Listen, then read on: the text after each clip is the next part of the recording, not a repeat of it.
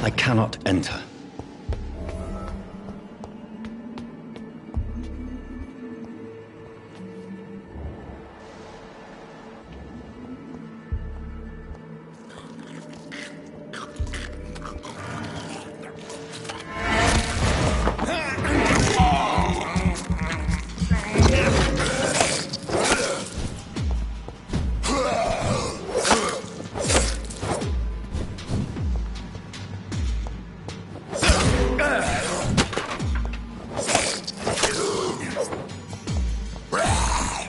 Behavior is similar to the infected William Bishop. Must be the same strain. This sickness moves faster than influenza.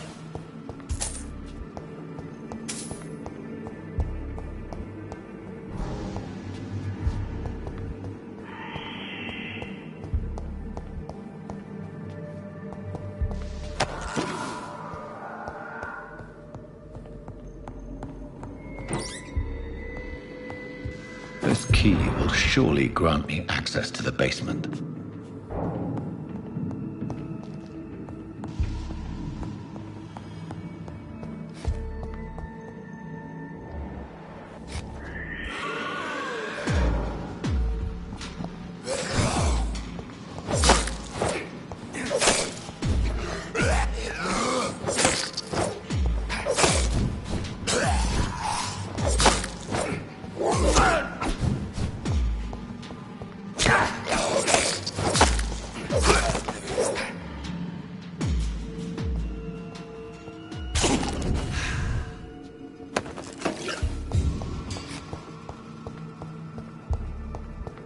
It's locked, all right.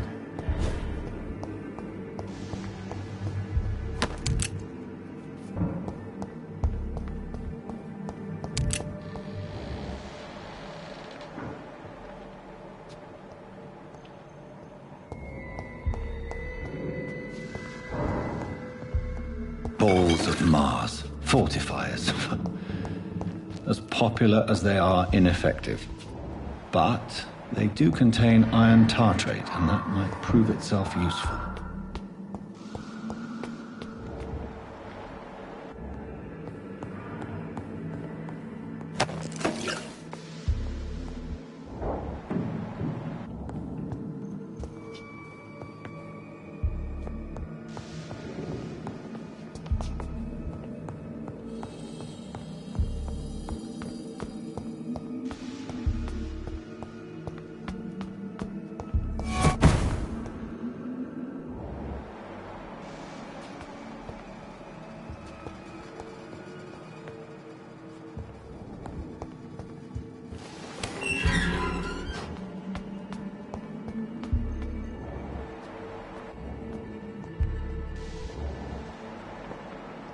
These scowls feed from corpses and the husks of animals. They're not enough blood.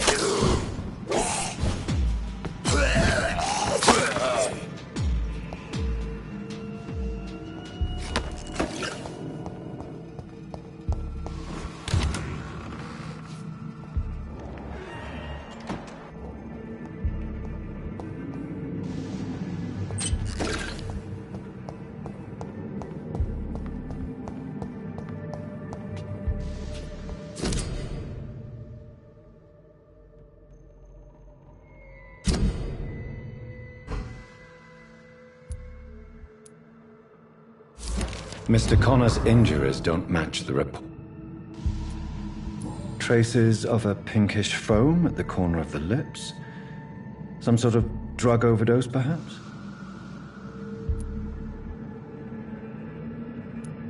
Multiple abrasions and scarring on the arms and legs. Old and distinctive injuries of a sailor or a fisherman. The chest was originally opened to perform the operation. The sutures are clean, but the chest has been reopened. A puncture over the left lung, possibly a chest tube insertion. Not the cleanest work, but I think it was successful. Signs of internal bleeding. So, Dr. Tippett's anesthetics were incorrectly dosed, causing the patient's death. And then he tried to operate on him again. Tippett has made an egregious error. It's time we talked. Tippett has made an egregious error. It's time we talked. It's locked.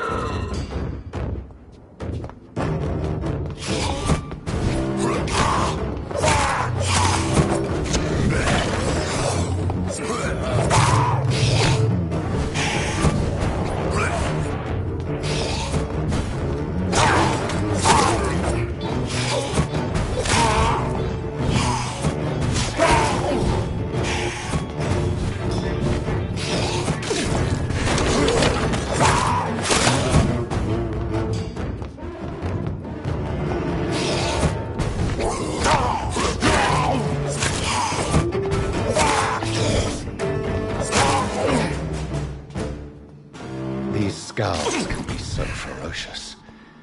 I'm not sure I can defeat them without becoming stronger. To drink blood is so tempting. Sodium hypochlorite. Dangerous to administer, but efficient in the proper dosage.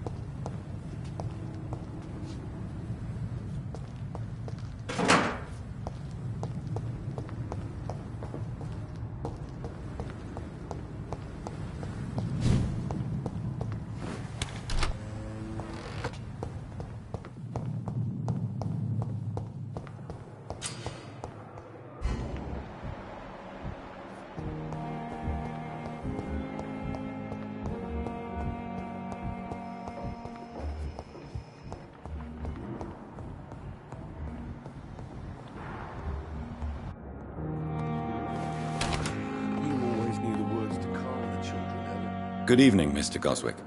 How are you? I'm okay.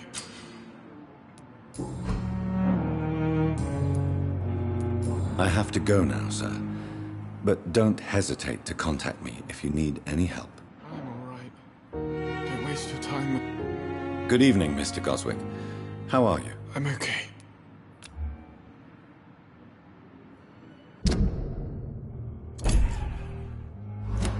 Do you need any help? I'm afraid I may, sir. I don't mean to be a burden. You are not a burden, sir. Healing you is my responsibility. And you have my gratitude for that. I have to go now, sir. But don't hesitate to contact me if you need any help. Good evening, sir. Doctor. Sure, making a difference. Yes, Doctor?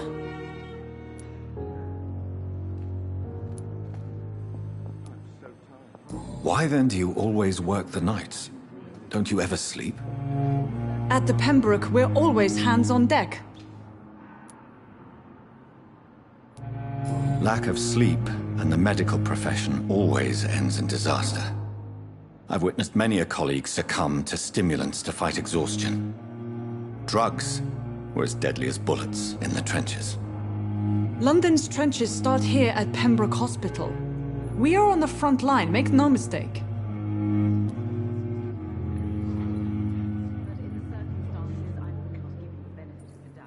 can we be sure we're making a difference? I will not let you down.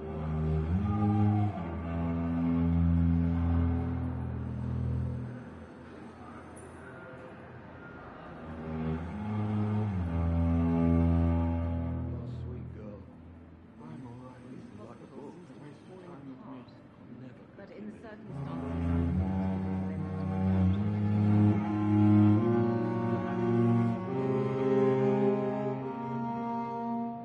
I'm so tired. Your dedication to the Pembroke does you credit, Nurse Crane, but when do you sleep? We staff get our sleep when we can, Doctor. Nursing is a vocation, not the labor of a journeyman.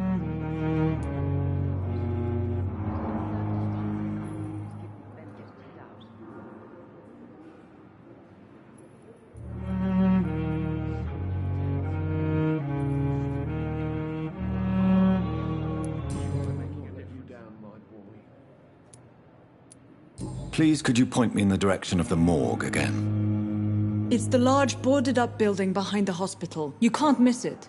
The key I gave you will open the small back door to it. That's all for now, Nurse Crane. Thank you.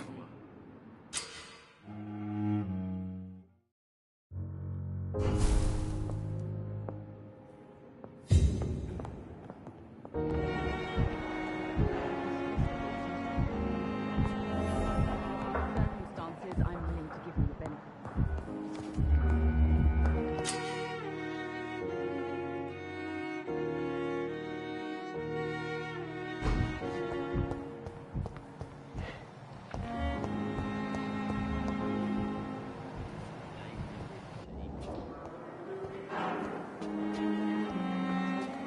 Good evening, miss. I'm Dr. Reed, the new surgeon at the Pembroke Hospital. And who are you? Your name has no meaning to me, mortal. You're nothing but dust blown by the winds of eternity. I beg your pardon? What are you begging for, mortal? My clemency?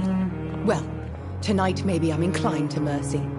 You'll never forget the night you met Thelma Howcroft. You keep calling me mortal. Why is that? And if I'm mortal, what are you? Well, Dr. Reed, if you must know, I'm a vampire. And why do you believe you're a vampire? I don't need to believe anything. It is what I am. It is what I feel within this hollow shell of flesh. Please, describe to me how you feel. What is it like to be a vampire? I can hear my body crumble from the inside as my flesh cracks and fades. I sense the last pulse of postulant blood within my drying veins. I need new blood. I see. Have you ever heard of Cotard's syndrome, Miss Howcroft? Never. It's a mental illness discovered by a French neurologist named Jules Cottard. The affected patients are delusional. They believe that they are putrefying, that they are dead, a ghost or a ghoul. Or in your case, a vampire. Delusional, you say? Oh, sad and petty mortal. You can't even begin to understand the concept of immortality. And you think it is I who am delusional. I'm assuming you must be a patient here. Am I right, Miss Howcroft? It's only a cover. To hide from my enemies. I can leave whenever I want. As a woman, a spirit, fog, or bat. Who are these enemies you mentioned? Can you describe them? I cannot say for sure. But I sense their eyes on me from nearby. I feel them watching me every time I visit the garden near the morgue. The staff here are not your enemy. They're here to help you, to care for you. I'm not speaking of the doctors in white. I'm speaking of the men and women who hunt me. For I am a vampire. I see. Don't worry. These people will not find you here. I'll personally make sure they leave you alone. Thank you, mortal. But do not interfere with them, for you are no match for those that hunt me.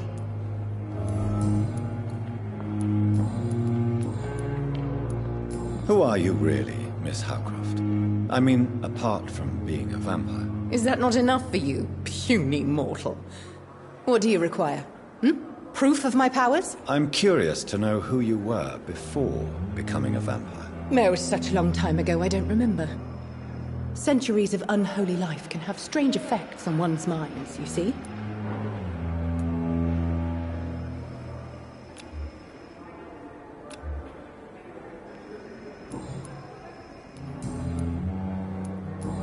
I'll leave you, Mistress of the Dark, to your nocturnal activities.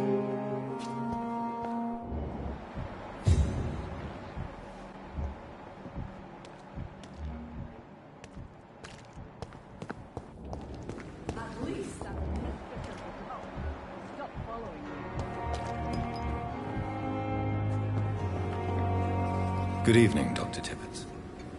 Dr. Reed, any good news to share? Corcoran, I want you to tell me about Mr. Connor. How did he die? What happened? He was my patient. He died because of my mistake. That's the blunt truth.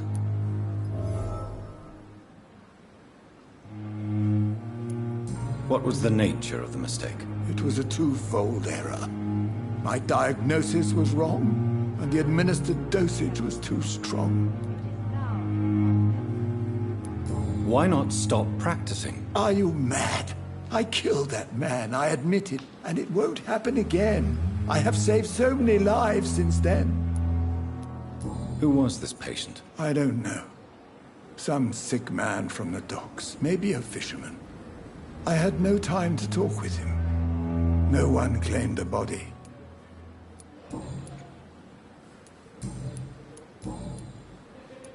You're exhausting yourself, Corcoran. Maybe you should think about preserving your strength. No. We must keep on healing all those poor souls. We are the last rampart before chaos. Once more, unto the breach.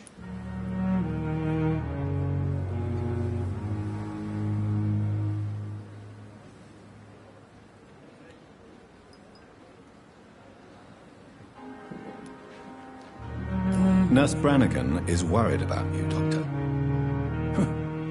She should not have told you that. I will have a word with her. You don't have to blame her for her honesty. I'm not that kind of man, my dear Jonathan.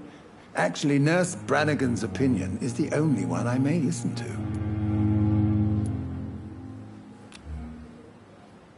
Do you need any medical assistance yourself, Doctor?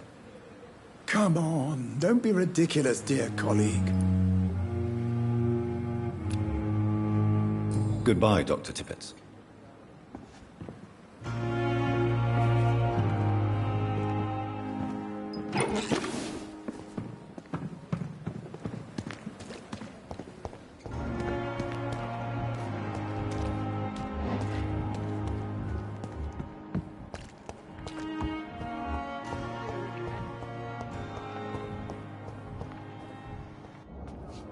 Good evening, sir. Can I help you? Unless you're here to fix my face. No. I don't think you can help me. I'm Dr. Reed. I've recently taken the position of head surgeon here.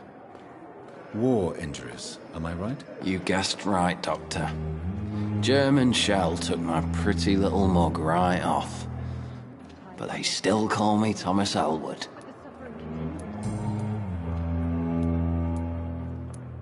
How is your stay with us, Mr. Elwood? Oh, it's bliss.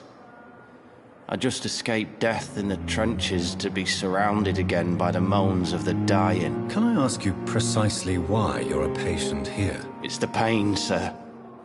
The drugs don't work. It just hurts under the scars, if you get my drift. Who is treating you? Is someone in particular looking after your case? Nobody since the old and tired doctor spoke to me. Started to think I was forgotten about. Wouldn't blame you. You don't seem worried by that. My face hurts so much more when I smile or cry. I've learned it's easier not to speak. But be assured I'm smiling inside. Can I do anything for your pain? Nurses gave me a bunch of pills. No effect. Told you. It's like the flames are under my skin, burning away. Why do you feel responsible for the injury, Thomas? What really happened? I wasn't disfigured by any German shells. It happened during my leave. It was an accident. Why lie about it? Come on. It's one thing to come back disfigured by the Germans, and it's another to get injured in an accident that could have happened to anybody.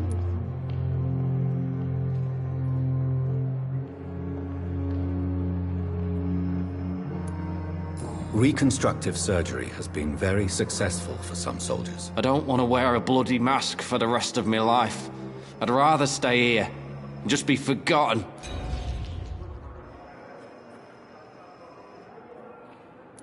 Tell me what really happened then. I went with a whore in Rouen.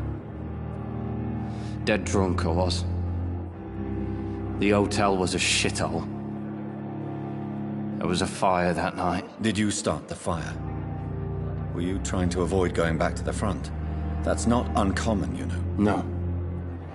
It's just that I was asleep when the flames reached the room. The girl was long gone. Bitch never woke me up. Left me to burn.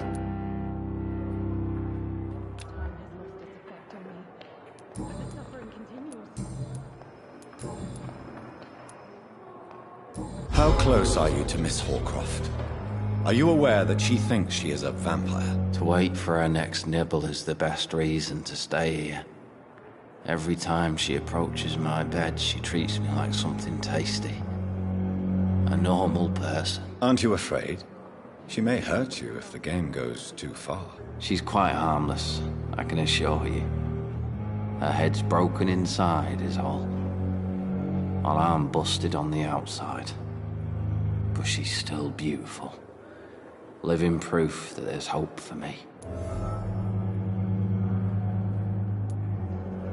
So do you let her bite you? You know that's not sanitary. And why not? She's only supping a few drops of me blood. And the pain, it's real for once. She could decide to bite less willing patients. Then it's another good reason for me to stay here, Doctor. You do realize she's mentally disturbed. It's called the Cotard syndrome. She truly believes she's a vampire. In her madness, she never refers to my scars. And frankly, if I could, I'd join her world. It seems much more fun than the real one. Where were you stationed, sir? Did you serve for long? I really don't want to talk about all this shit. No offense. I was pushing too much. I served in France myself. I just wanted to know what happened to you. You were an officer, weren't you? Then I doubt we fought the same war, sir. No offense.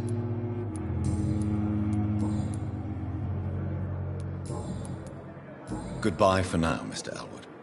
Hear the me disgust with the on fever. every street corner.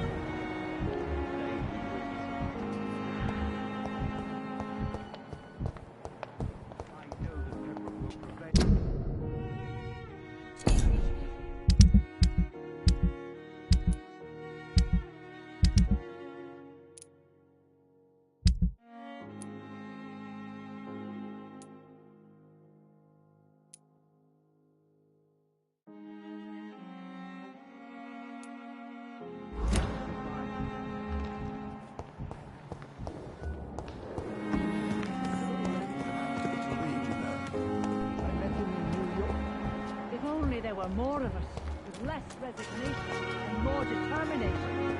No one can count. Wish I could say the same for the others. Look exhausted. Don't have to bear the burdens of this hospital alone.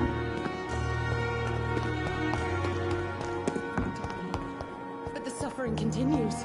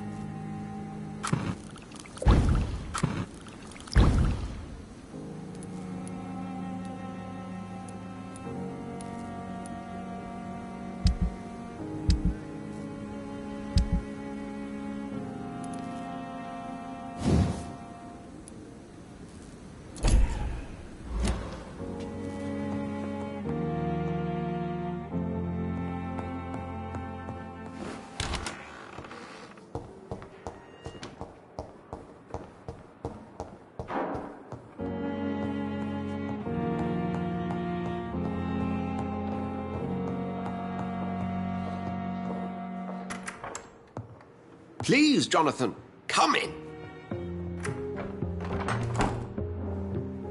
Fascinating, is it not? In the last decade, so many mysteries have been brought to light with our microscopes. The human body, biology's penultimate frontier. The more we explore its boundaries, the less we're able to trace a clear line between life and death. You, my friend, have a foot in both countries. The view must be vertiginous. It's at least as vertiginous as chatting about vampires with you, I would say. This must be all so new to you. This area of town, the hospital, a brand new life. How stimulating it must be. I wish I could share your enthusiasm, Dr. Swansea, but my condition defies scientific categorization. Undead? Unalive? Immortality defies logic. I cannot express my thrill at this serendipitous turn of events. The world's most eminent specialist in blood transfusions, a vampire. One might say a gift from heaven.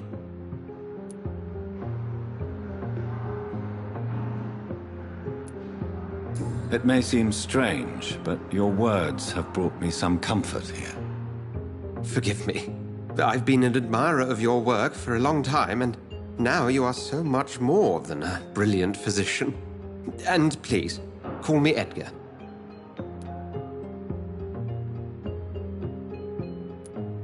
There is no need to apologize, Edgar. You offered me sanctuary when I had none. Very well. I have a task for you, Jonathan. Something that will require all your newfound skills. Please, go on. The Pembroke only survives through the generosity of our benefactors. Unfortunately, our main donor has found herself in a bit of a bind. Now, if you could help her out... A spokesman or politician is what you need. That's not my calling. And until I come to understand what has happened to me, I require discretion. Discretion is in order, Jonathan. Lady Ashbury has recently received rather indelicate correspondence that, if revealed, would jeopardize her position. And you would like me to eradicate this threat? By the stole, of course not. I would just like you to pay her a visit. Her ladyship is certainly near the tents outside, tending the sick. You can't miss her. Look for someone impossibly delicate. Accepted. I'll see what kind of trouble Lady Ashbury is in.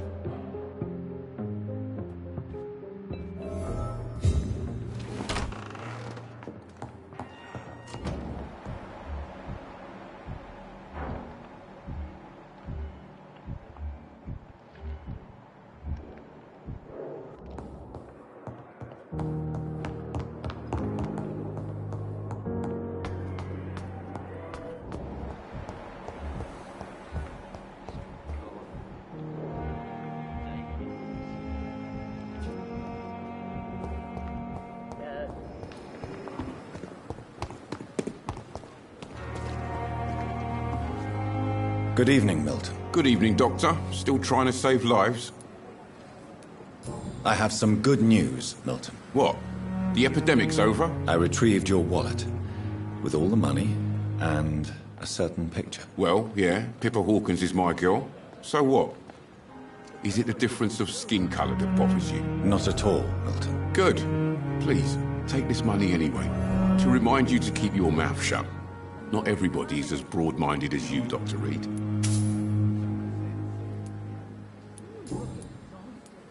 What's going on between you and Nurse Hawkins? Pippa's tired. Tired of all this shit. Tired of all those corpses piling up. She's as depressed as I am. During the war, I witnessed a few couples just like you come together in difficult circumstances. It can be very damaging. Maybe you're right. But we support each other. And that's all that matters. You do realize you could both get fired.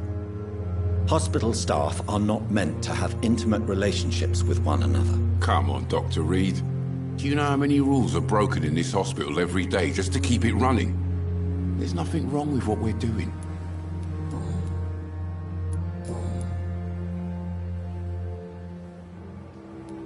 Goodbye, Milton.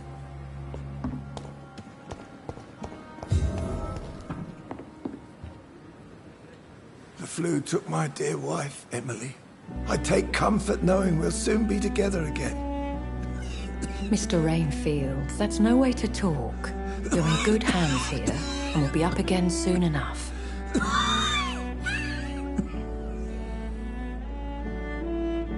Now do me a kindness and get some sleep. I'll be back round later. Your words are kind, the blessings of an angel. You're the sweet, sweet Lady of Mercy.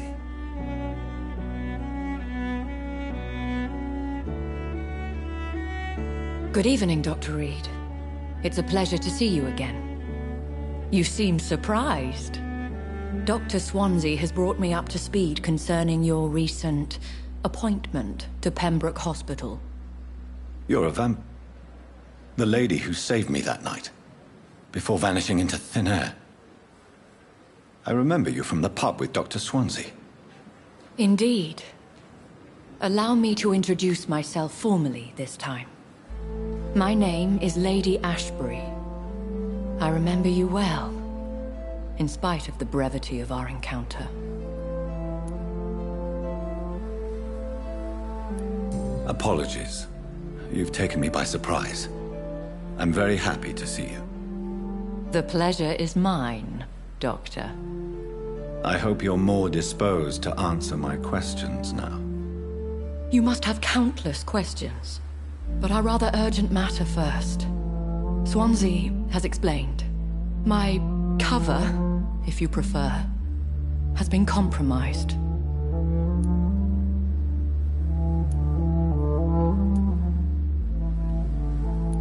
Dr. Swansea has commissioned me to be your agent in this matter. You could start by explaining what's amiss. These past insufferable weeks, I've been the victim of extortion. I've made a first payment, but the blackmailer grows greedy. I must refuse his most recent demands. Please continue. Every detail is essential. I'm your man. My embarrassment in this matter is eclipsed only by my shame at having put the hospital at risk. The threat from our anonymous scoundrel is clear. A list of dates. My visits coinciding with the dates of suspicious patient deaths due to massive blood loss.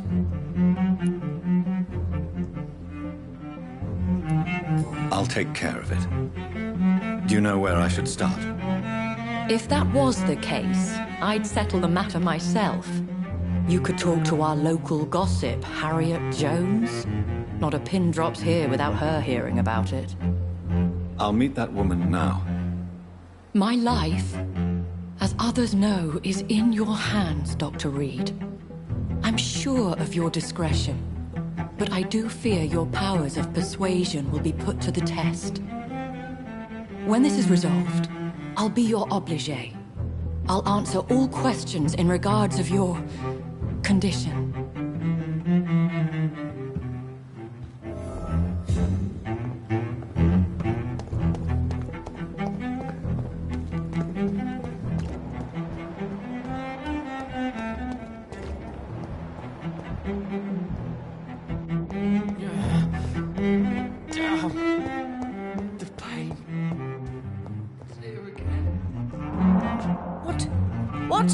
What is this? Who are you? Get out of my room. There's no need for alarm, madam. I'm Dr. Reed, the new surgeon. Preposterous. Dr. Reed, you say? I don't want some bumbling intern. Where's Dr. Swansea?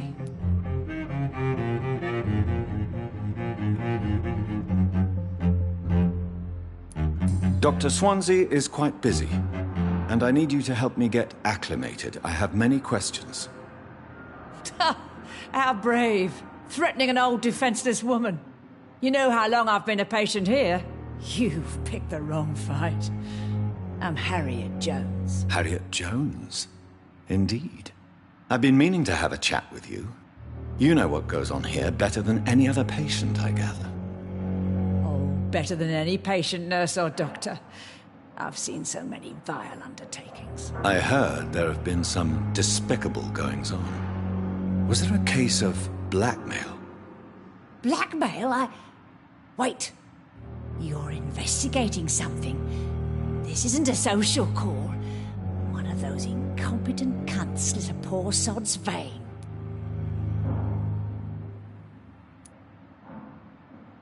I assure you, madam, this is not an investigation into a possible medical error. Debauchery, then? Nurses Crane, Hawkins, Brannigans, whores, all of them. They can't keep their legs shut. I've seen them scratching slutty sores. Really? Well, if you have irrefutable proof, I'll not have the staff behaving in such a manner here. This is your business, Doctor, not mine. But I swear one of the nurses is cavorting with some man on hospital hours. Thank you for your time, Miss Jones. You've given me something to go on. See you on the next round.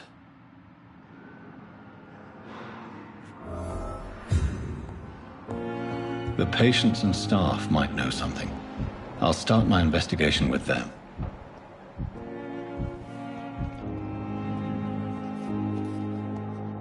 Good evening, Nurse Hawkins. Good evening, Dr. Reed. What can you tell me about the strange man visiting one of the nurses during her shift? Let me guess. You spoke with that old shrew, Harriet Jones. Do not pay attention to her, Doctor. She's full of fanciful tales.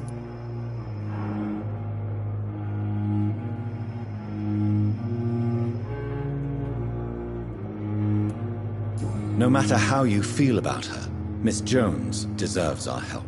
Who says I don't care for her? Hate is what keeps that old crone alive. She could have been telling the truth about the mysterious man. That old witch will end up in hell soon enough. Who cares if a nurse finds some happiness where she can?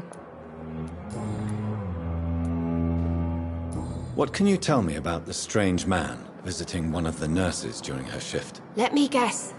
You spoke with that old shrew, Harriet Jones. Do not pay attention to her, Doctor. She's full of fanciful tales.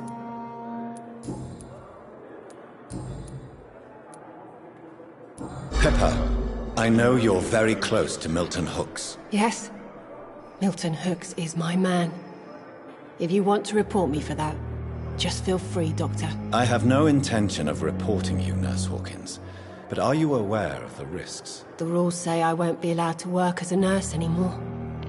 But here at the Pembroke, we break rules all the time. Is he worth the risk? Hey, I'm no perfect woman, and Milton is not the finest bloke. But we do our best to get by. That's all any of us can hope for nowadays.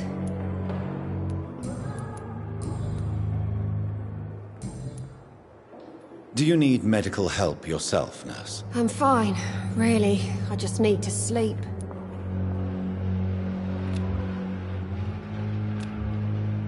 Goodbye, Nurse Hawkins.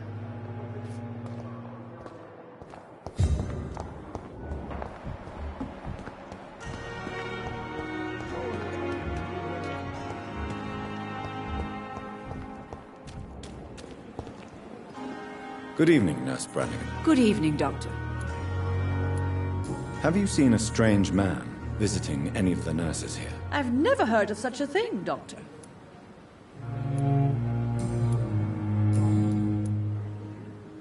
Do you know if any of the hospital staff have criminal backgrounds? The people who work here all come from very different backgrounds, Doctor. Just like the patients. Tell me what Dr. Tippett did. I know his mistake caused a patient's death. If I had not covered up his error, Dr. Tippett would have been fired from this hospital.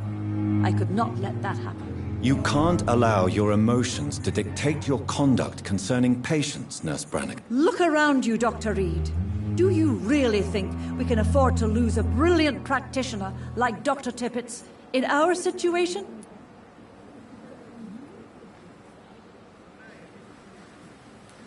I can't say I approve of what you did. But as a field surgeon, I know that some situations require you to bend the rules. I'm not proud of what I've done, but to contain the epidemic must be our priority, so we can't afford to lose Dr. Tibbets.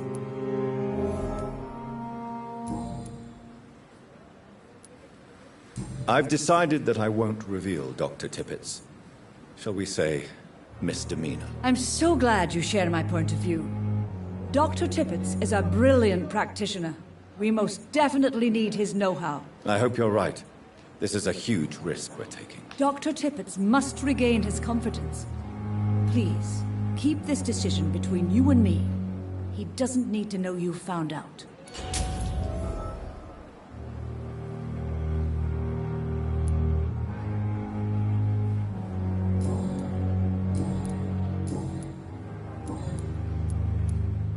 Goodbye, nurse. Call me if you need assistance.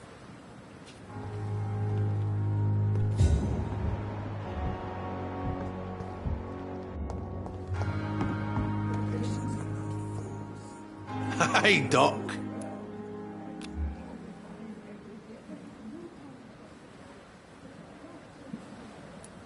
Have you heard of any underhand dealings going on in the hospital? Blackmail? That's not my style. Too risky. The black market, though. Now that's where the money is. I'll leave you for now, Mr. Cox. Is this supposed to be an hospital? A pigsty would smell better.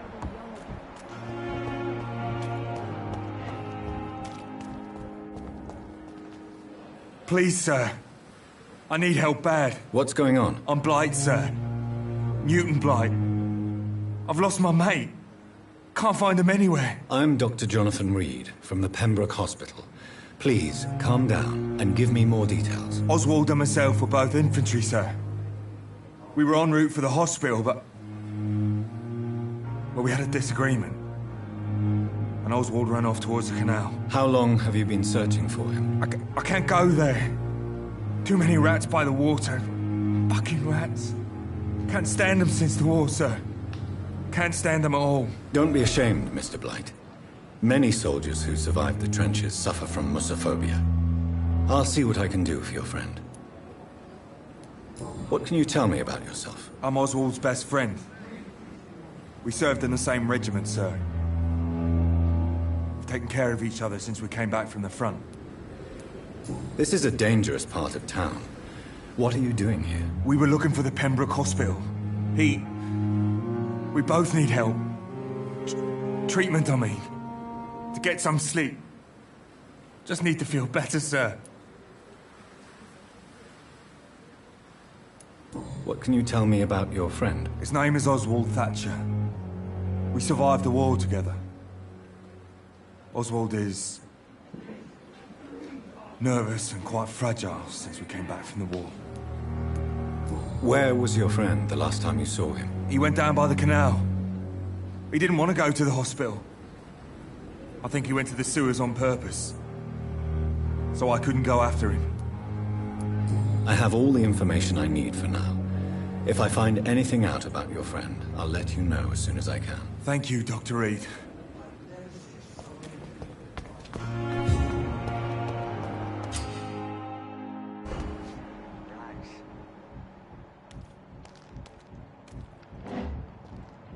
Don't worry.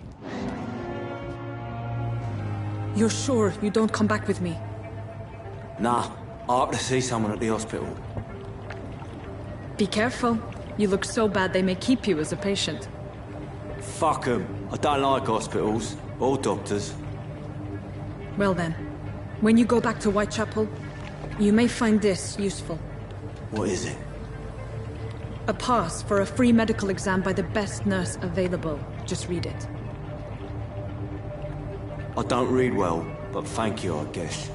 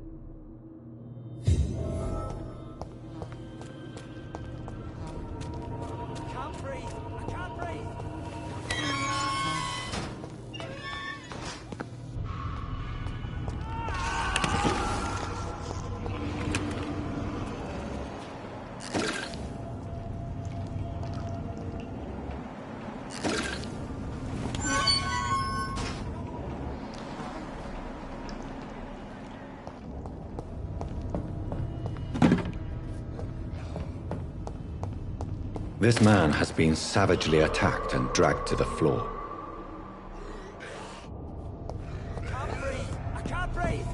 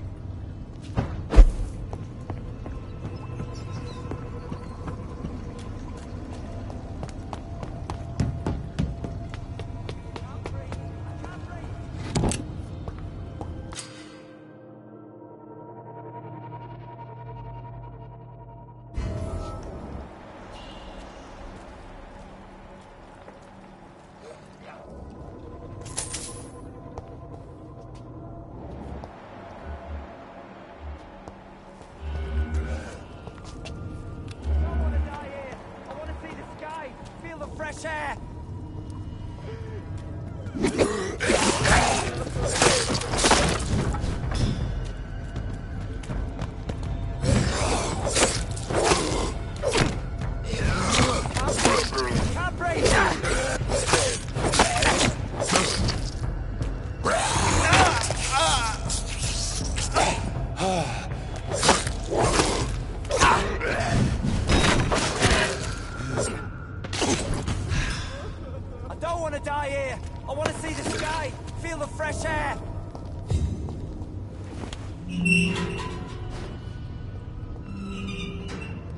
Are you injured, sir? Help me get out of here! I need to get out! I'm Dr. Reed, and I'd be glad to help you, but you must calm down first. Please, take a deep breath and tell me your name. Okay. I'm Oswald Thatcher. Please, I need to get out! Mr. Thatcher, your friend Newton sent me to help you. Do you remember him? Yes, I do. Good. Now leave this place and enjoy the cool night air. It's quite invigorating. I'm sure you'll feel better if you do.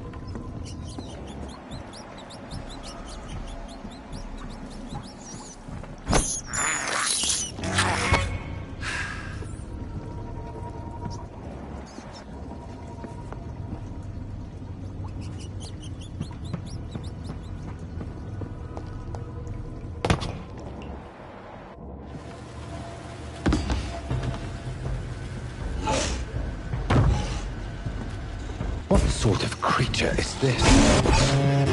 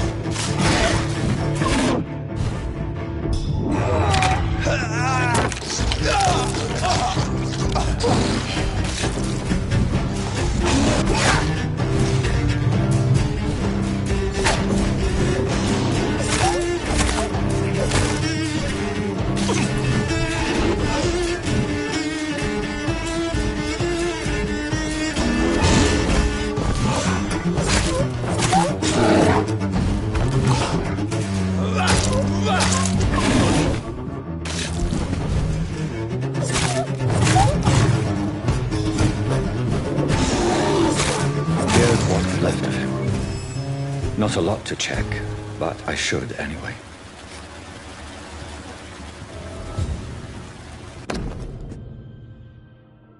Some voucher for a free checkup in Whitechapel. What is Nurse Crane up to? I really must find her.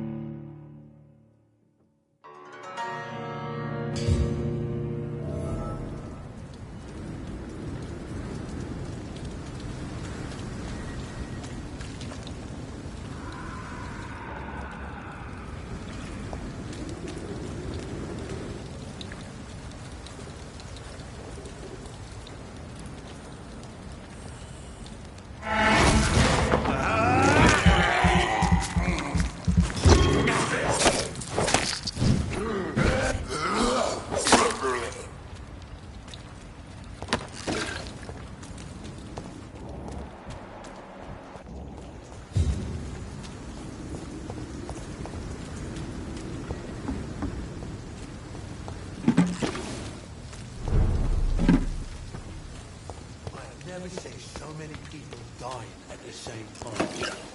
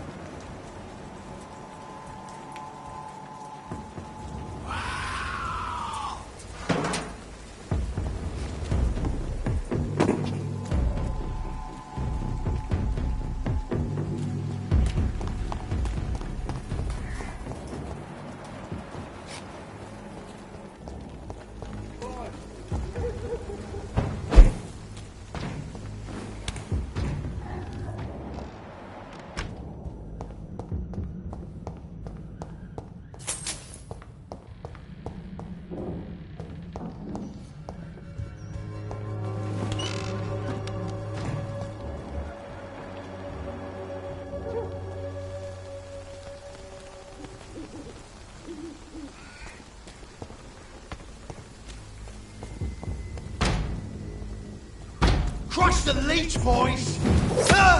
Yeah!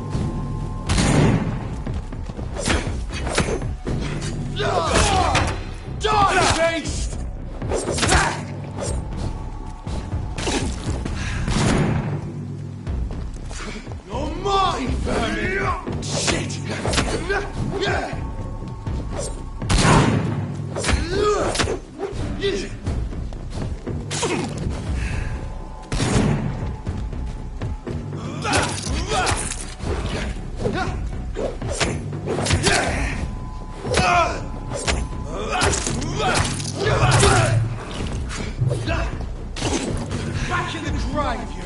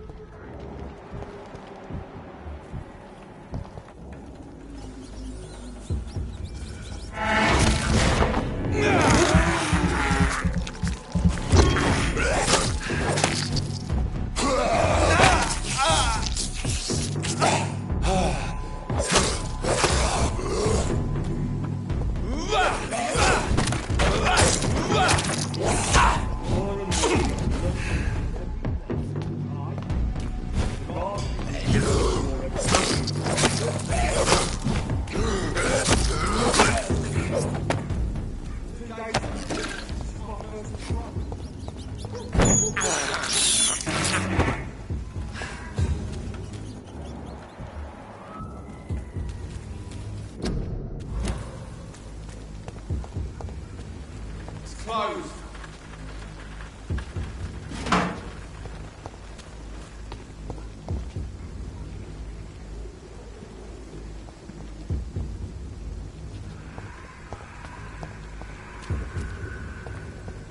It's locked, all right.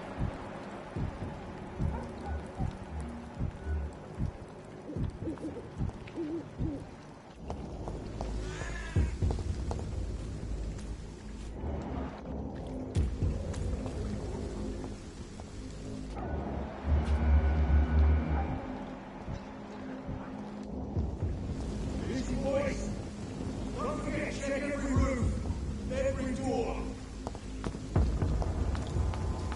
Turn around, sir. Sir, your civilians allowed. Turn around, sir.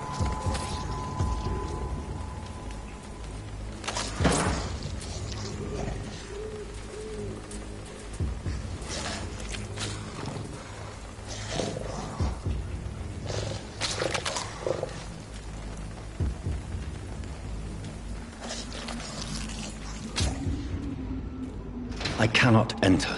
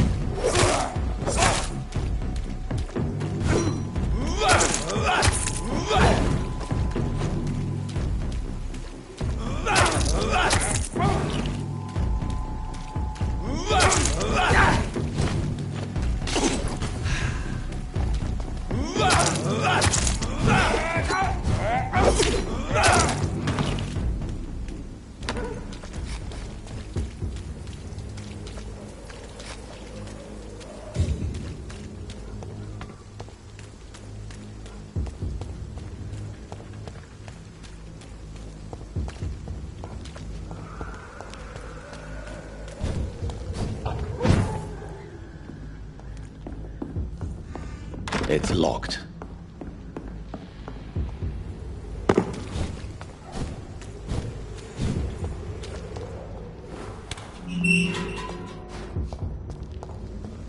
Whitechapel. This neighborhood is linked somehow to the kind Lady Ashbury's blackmail. First, let's find this Petrescu fellow.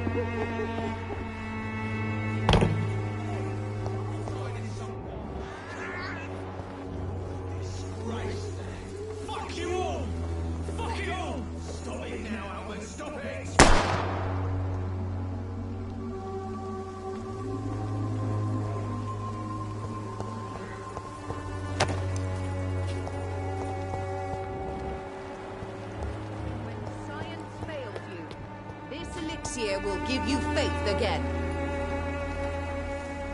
Good evening, miss. Good evening, sir. Are you interested in a miraculous cure for this unknown and deadly epidemic? Actually, I am. Then you have come to the right place. The famous Swanborough cordial is all you need to help keep you in perfect health. Oh, really? Why didn't I hear about it during my studies? I'm Jonathan Reed, by the way. Dr. Jonathan Reed. Ah, my brother has spoken of your research, sir. I'm Loretta Swanborough, and it's always a pleasure to meet a fellow healer.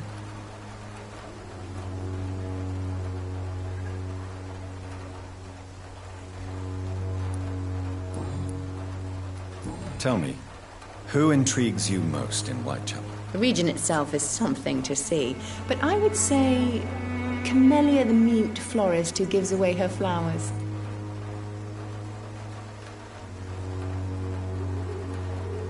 What do you think of the locals? Most of them are afraid or desperate. They all come to me eventually for my remedy. Is there anyone I should avoid? Cadogan Bates, without a doubt. The bloody bastard remorselessly exploits poor migrants as soon as they get here.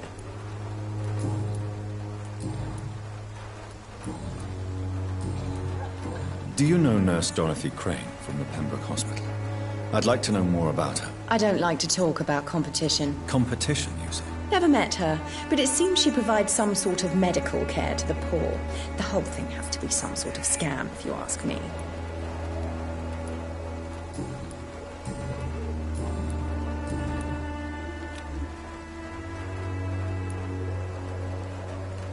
I'd like to see what kind of medicine you're selling.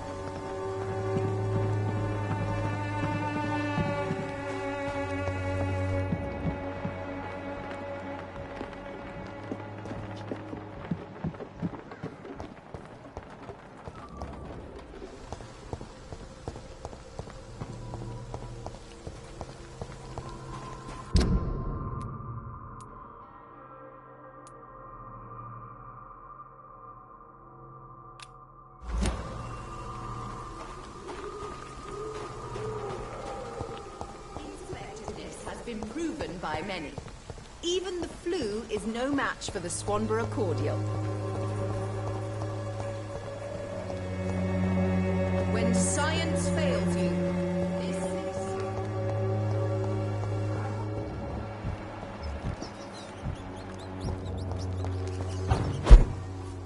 I cannot enter.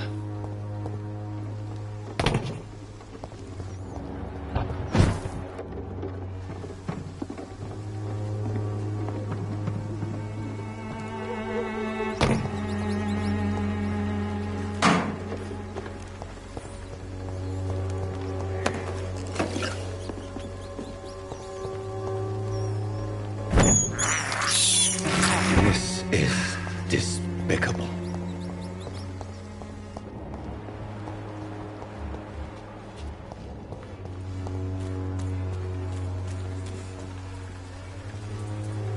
Excuse me, sir. I have a few questions for you. Another journalist? I didn't answer the first one, so piss off! I'm not a journalist, I'm a doctor. A doctor, you say? It's quite a rare breed in this part of town. Really? But still, here I am. Dr. Jonathan Reed, at your service. I'm Joe Peterson to some, but Colossus Joe to most. And I don't remember asking for your service, sir. May I ask what you do around here? I do whatever I want, and sometimes even more. Now sod off. According to you, physicians are scarce in this part of town. Why is that? Not familiar with this neighborhood, are you? I guess your fancy colleagues are too afraid of being stabbed in the back. This part of town does have quite a reputation. Would you say it's justified? Totally. Look at me, for instance. I always look my opponent in the eye before knocking him out.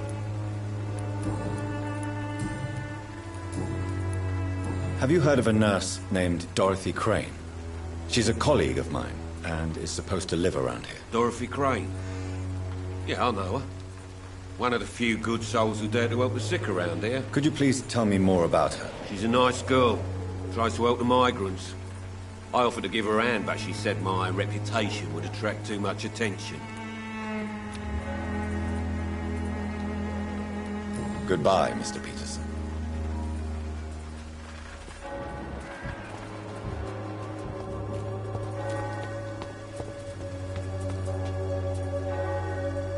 Forgive my interruption. Do not apologize, my son. Father Tobias Whitaker is always happy to teach mortals about the incoming Armageddon. I am Dr. Jonathan Reed, and I just have a few questions. A scientist? You are much more lost than I thought, my son. What do you mean when you say that I am more lost than you thought? All scientists are entangled in a world of causes and consequences. And most of them can't see the plain truth. Quite a judgmental opinion, if you ask me. But what do I know? Blinded by science as I am. Well, you are seeking answers, aren't you? Answers about the Armageddon about to strike the city. Answers about the hidden truth. Well, I suppose I can spare a few minutes listening to your so-called truth. As a doctor, you must be aware of the decimating epidemic. But let me tell you that this so-called Spanish flu is just the beginning of the end. What do you mean? The beast is finally revealing itself, corrupting the flesh and the heart of men. With my own eyes I have seen them, those minions from the abyss. Really? And what would be your answer to this biblical threat? We must fight the disease before this legion outnumbers us. But not with scalpels and microscopes. No. What is left then? Cleansing fire.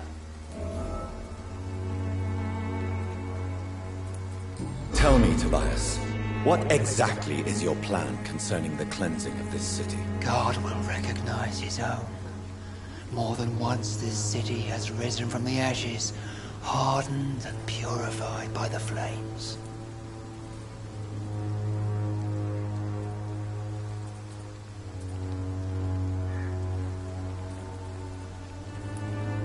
Purification by fire has proved useful, but where do you stop? Burn the clothes? The buildings? The corpses? Worse? Your lack of faith is predictable. But my task is to convince rational minds like yours to see the light. This is God's will. You're mad. And dangerous. You're nothing but a soulless butcher. A small-time Torquemada. The Savonarola of Whitechapel. My son, if you think salvation is a free gift, go listen to the lies of that pompous fool, Joseph. Joseph, a fool? Vicar Larrabee of St. Mary's Church. While he continues preaching his fraudulent redemption, more and more people die in the streets.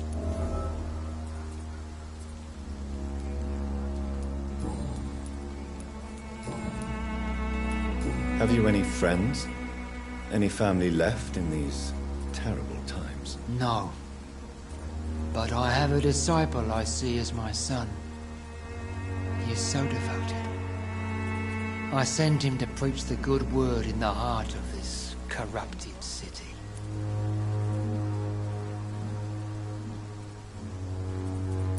Where did you send him? I sent Samuel to the Stonebridge Cemetery, where the pestilence and evil grows night after night. You sent him on some preaching crusade during the epidemic. As a true believer, Samuel will fear no evil while he walks through the valley of the shadow of death.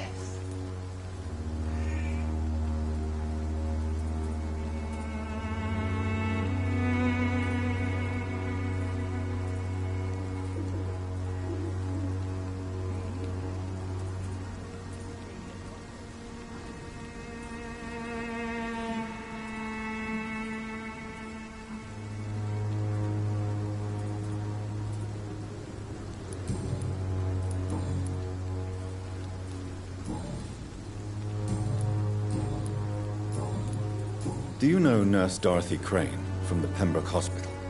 I'd like to know more about her. I don't like the liberal ideas of nurses, but I especially abhor that Nurse Crane you mentioned.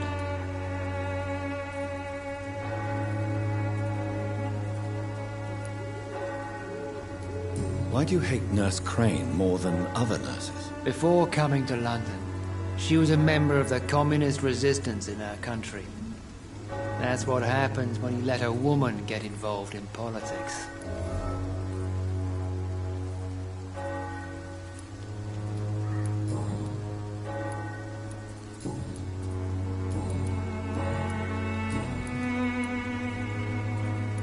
I have heard enough for tonight. Goodbye.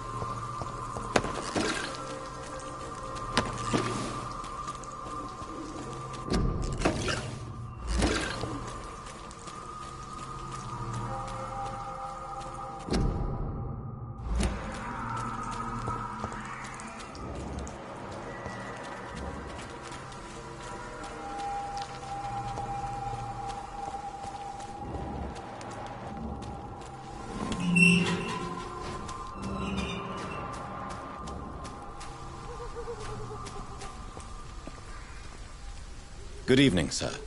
I'm Dr. Reed. I would like to ask you a few questions. Please be my guest.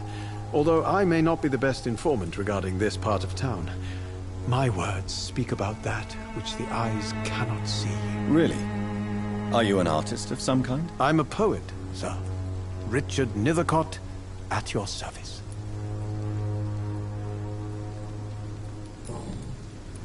May I ask what you're doing at this hour of night, sir? Do you live here? Not at all. I'm just enjoying the pleasure of a quiet walk. Though night talks are always preferable, if you ask me. Especially with strangers.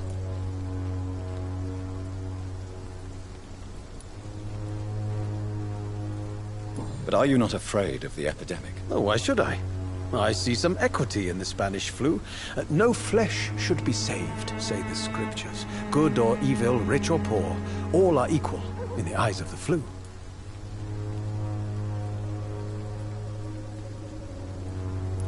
If you say so. But as a physician in a time of epidemic, I must caution you to avoid unnecessary exposure, sir. Thank you, Doctor. But we both know the seeker of truth has to go boldly where the weak dare not.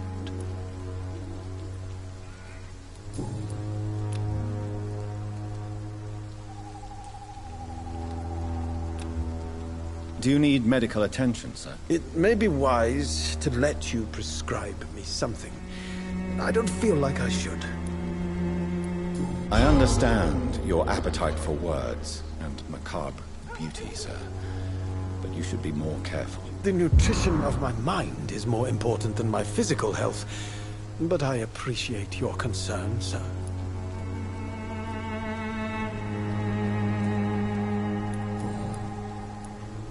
Tell me, Mr. Nethercott, why seek inspiration in Whitechapel? The place is not beautiful per se, but how to explain it? Stirring and challenging. In what way, exactly? The struggle by gaslight, the barren smiles, and the arid hunger under the rain. If you say so. Such vibrant antagonism and vivid paradox. The stripped humanity raged across each street. Vivid, of course, yes. And what about the poignant distress? Oh yes, the poignant distress. You see what I mean, don't you? That's what I want to write about, and that's what Whitechapel is made of.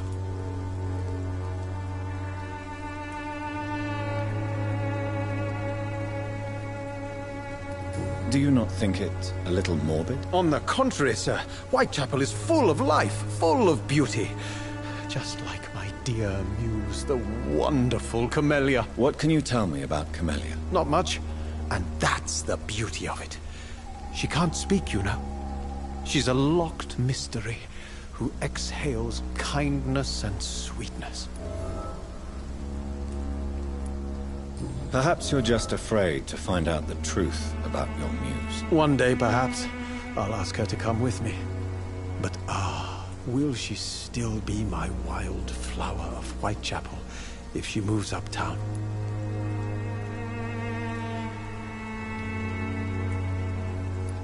And have you ever tried to learn more about her? Where she lives? How she survives? Whom she may know? Maybe I prefer she remains an enigma. Reality can be so dull, don't you think?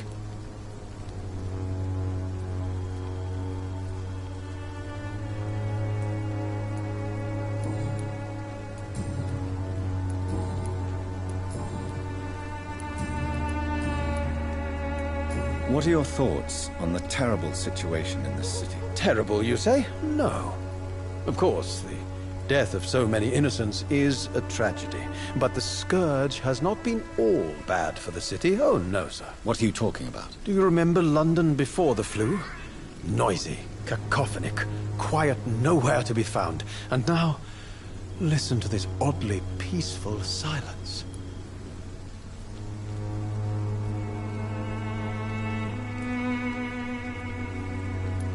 Yes. The enjoyable silence of the grave. You have a unique perspective on the situation, I must admit. Most people fail to understand my perspective. I don't blame them. But how could I call myself a poet if I veiled my feelings?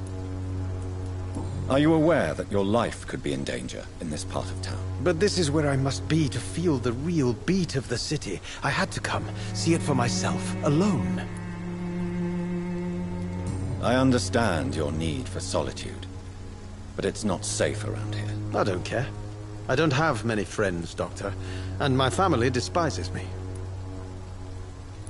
If some misfortune came upon you, who would be here to help you? Well, you, for a start, my dear Doctor.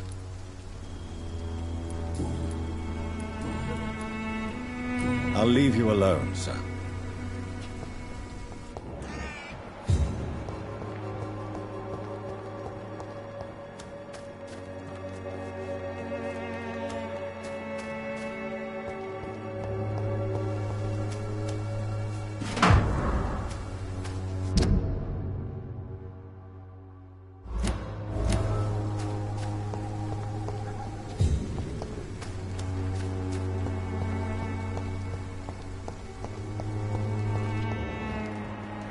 Morbidity can breathe its own beauty and grace.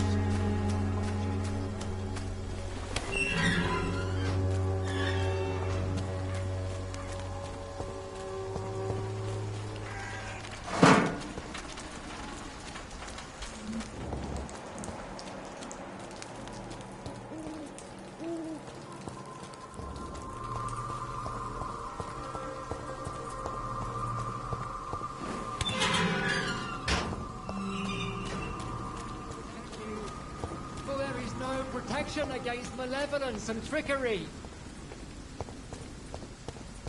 You are blinded by your false faith, imprisoned by your...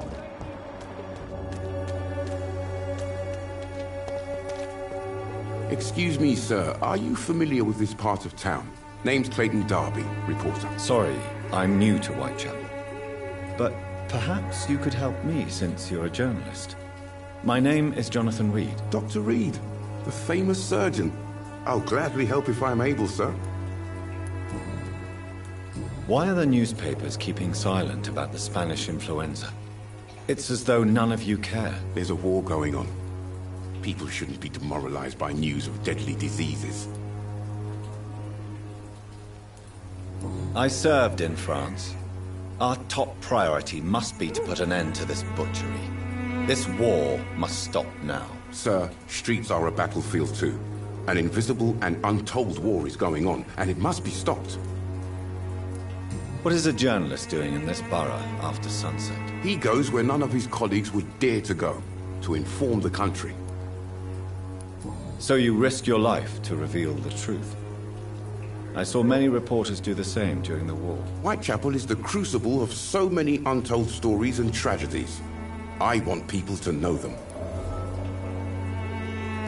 That's quite honorable of you. But is the public interested? Not at all, sir. And that's why I'm an independent journalist, hoping to sell some stories.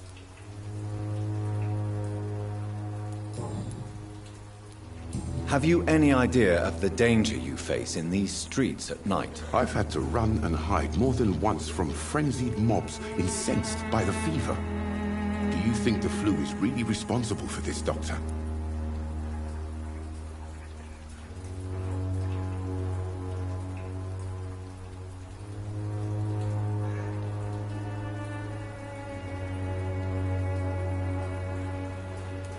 That science is unable to explain the facts doesn't mean there is no rational explanation. I confess, I share your point of view, Doctor. Goodbye, Mr. Darby. Farewell.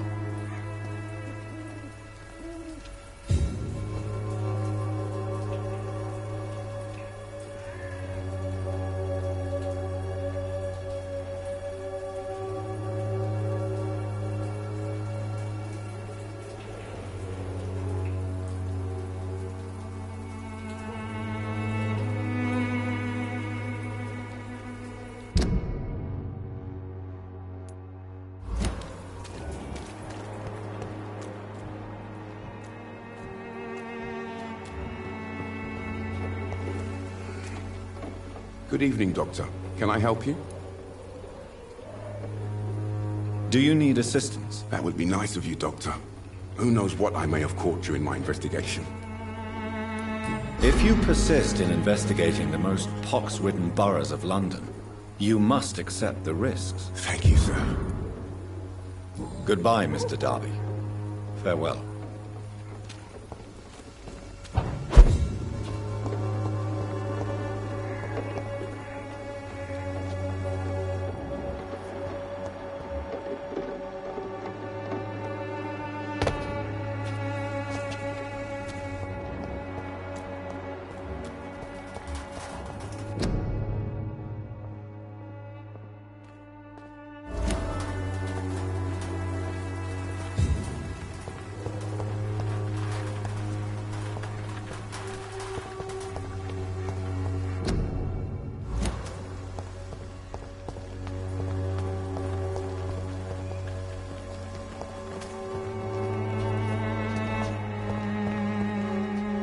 Good evening, miss.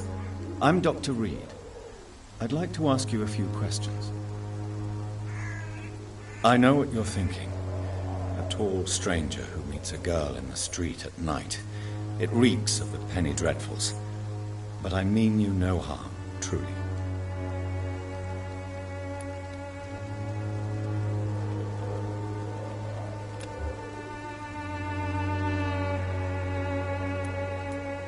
Melia, I know you work for Dorothy Crane. Please tell me about her secret dispensary. A stubborn and mute comrade. Nurse Crane and Darius Petrescu have been clever. Tell me about Richard Nethercott. I understand he is quite fond of you, Camellia.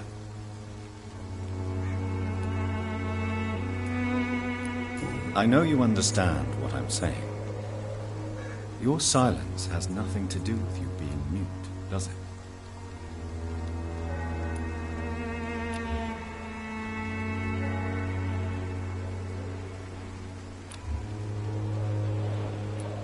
Very well.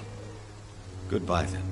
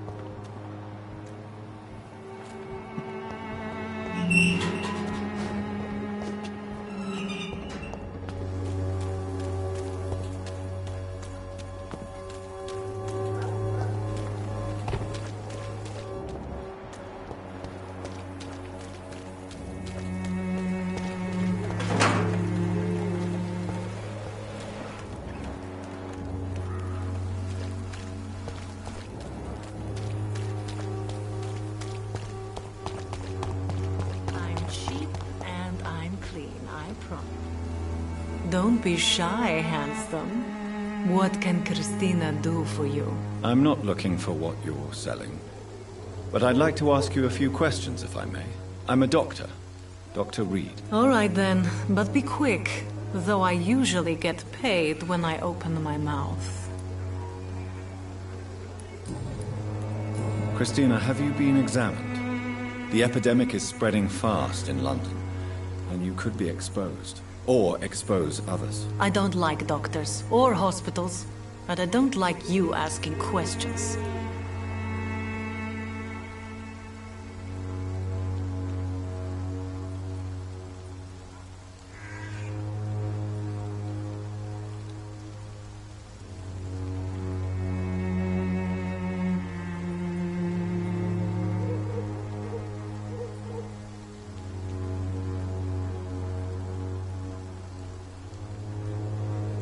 Considering your line of work, I assure you it is only a matter of time before you have health issues. If it is going to happen, it will happen. Right now, I need money. That's what's important. You can put your own life in danger, that's your decision. But what about your clients? If you're contaminated, you will put them in danger too. And you think that would worry me? If you knew the men I deal with, their health would not be what you'd worry about. Clayton Darby claims he will expose the crisis in Whitechapel to all of London. Do you believe him? I believe Clayton's courage will erode with time, until he finally leaves Whitechapel to start another fight somewhere else. Why this skepticism? How can you speak about starvation if you've never been hungry? Or about poverty, or anything else you have never suffered from? Are you talking from experience? I've seen your type come here to get a good fuck in a cheap room or a dark alley before going back to their fancy houses in the West End.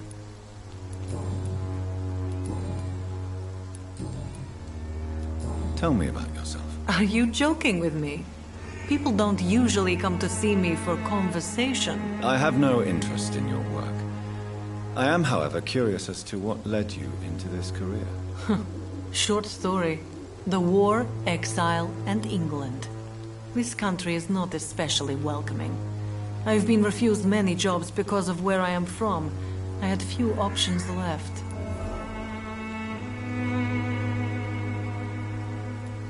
I always thought I was the master of my own fate. But now I know we don't always have control over our lives. I don't judge you. You know, this money is not only for me. I have good reasons to need this money quickly. But it is not your concern, Doctor. Do you know Nurse Dorothy Crane from the Pembroke Hospital? Anything you can tell me about her would be helpful. I don't know her, but I know her name is Dorothea Crasionescu.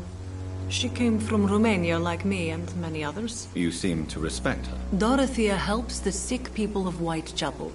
Everyone should respect that. Goodbye, miss. Take care of yourself as best you can.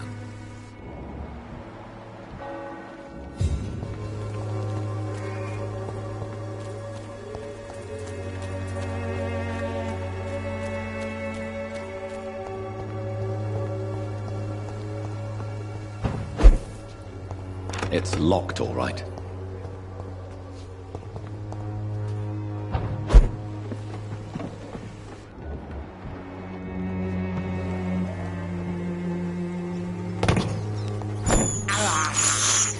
I can't believe I'm doing this.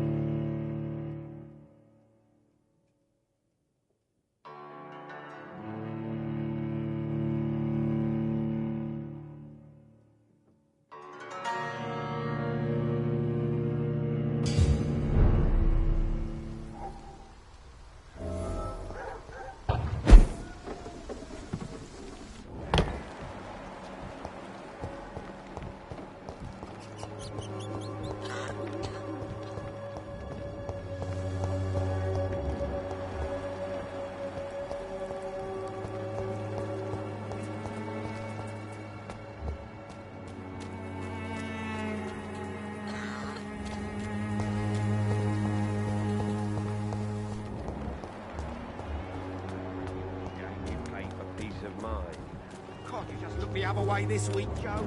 Come on, we can sort it out, right? It's not my call, Baron. Good evening, Christina. Change your mind, Mr. Reed? Do you need any assistance, Miss Popper? It depends on the price of your medicine. I am shocked that you would think I am that sort of man. Forgive my suspicion. I'm so used to liars with good manners. Thank you, sir. Goodbye, miss. Take care of yourself as best you can.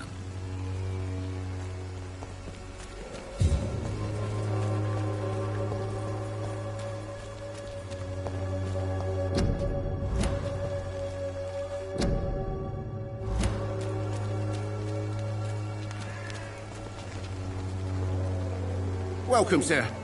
Please, take a browse of my wares. I'm Dr. Reed. I would like to ask you a few questions, if you don't mind. Doctor? Interesting. I'm Barrett Lewis. Usually I don't have time to waste with talk, but at this hour of the night I can hardly refuse.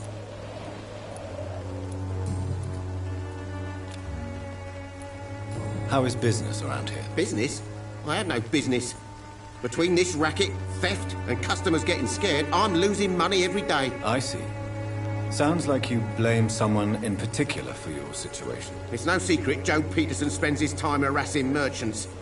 But with me, he's trying to put me out of business once and for all. As a merchant, you see Whitechapel every day. Have you noticed anything out of the ordinary recently? Well, you mean besides the epidemic, the war, and all the usual crap? As long as I can remember, this part of town has been a bottomless pit, and no sign of the bottom yet. Violence is increasing in the borough. Yeah. A few nights ago, some blokes jumped me. Came out of one of the condemned workshops.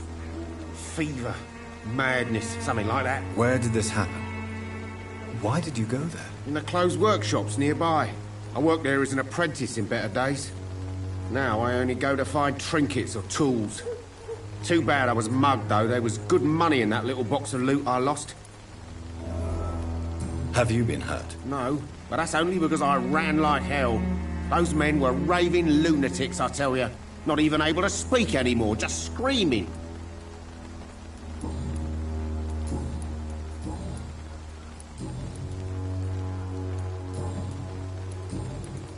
Have you heard of a nurse called Dorothy Crane? Nurse Crane? So the bitch really is a nurse, then? Always thought she was just some crafty foreigner, that one.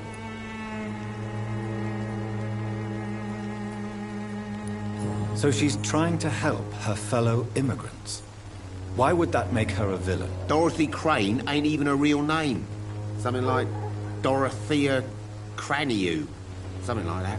Came to England fleeing the war, I was told. That doesn't explain why she irritates you so much. Your precious Nurse Crane gives away medical supplies and prescriptions for free. I offered to sell it for a fair cut, but no. Miss Crane wanted to play the quiet saint.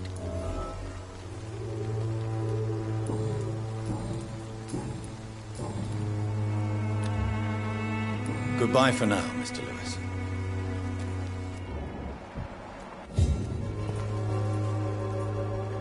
You again? What do you want this time? How did you become the local bully everyone is afraid of, Joe? There's no pride in roughing up poor bastards. But this is the only job I've found. And it pays well, too. A job? So you're racketeering for someone else? I got enlisted by the Wet Boot Boys, a gang from the docks. I'm their muscle for their dirty work.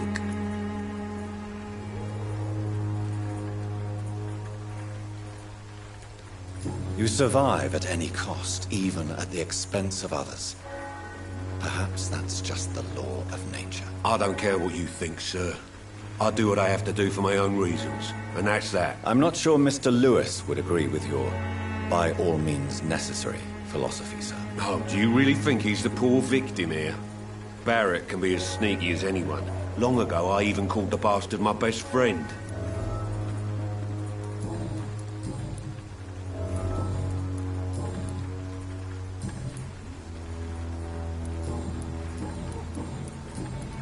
Goodbye, Mr. Peterson.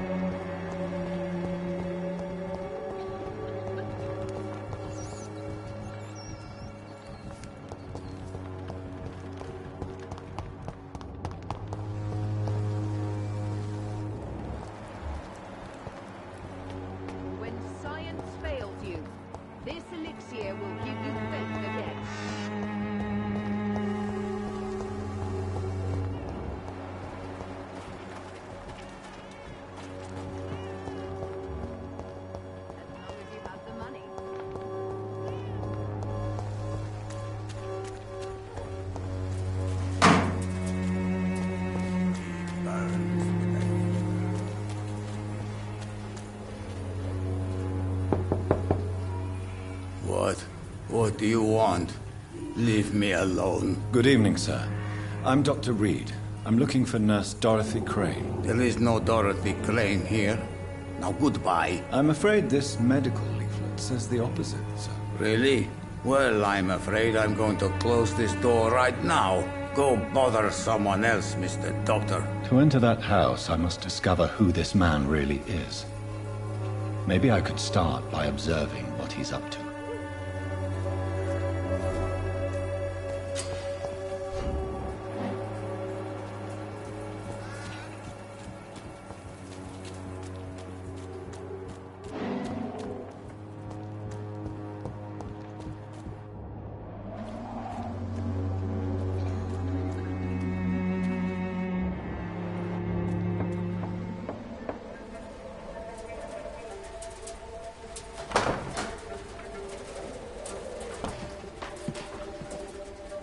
A strange man was at the door with a pass for our medical facility. I refused him entry. Darius, how could you know he didn't need our help? His clothes were too finely tailored to be for Whitechapel. Perhaps just a friend of that stray poet who is always about. Richard Nethercott? No, not of the same cloth, this man. I suspect some machination from that journalist. Clayton Darby. Is he still asking questions? Yes. I saw him drifting around St. Mary's Church. I swear he is tracking me just downwind.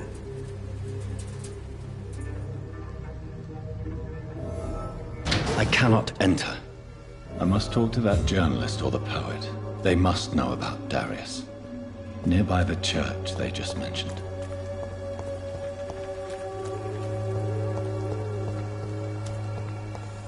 Its effectiveness has been proven by many.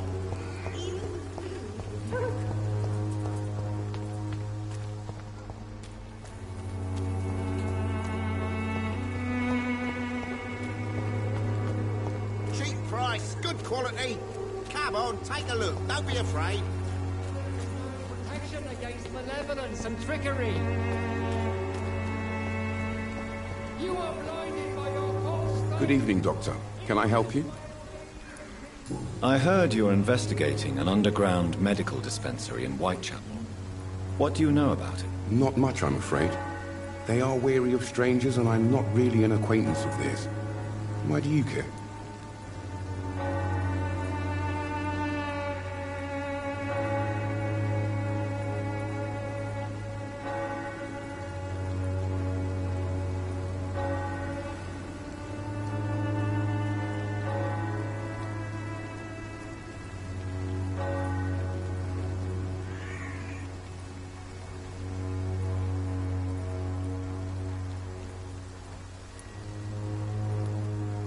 I'm a doctor, Mr. Darby. I care about everything involving public health and this epidemic. Are you sure you're not just concerned about the repercussions that a scandal involving a certain Nurse Crane from the Pembroke Hospital would bring? Without a doubt, you are a damn fine journalist, Mr. Darby. What do you know of her accomplice, a man named Darius? I don't know much about the man. He's very cautious. Never goes out. Doesn't seem to have any friends or family. He never goes out? No. A few days ago, he unexpectedly did. I followed him, but it was just a ruse to keep me away from his house. Really? How do you know? He went to the nearest mailbox, but just before posting his letter, he ripped it up and threw it away. He has no relatives at all? No. Except for that strange man, a poet named Richard Nethercott, who sometimes comes by. Darius would never let him in. Where can I find this Mr. Nethercott? He spends most of his time lurking around Whitechapel, talking to himself or declaring verses. These days, you can usually find him behind the church.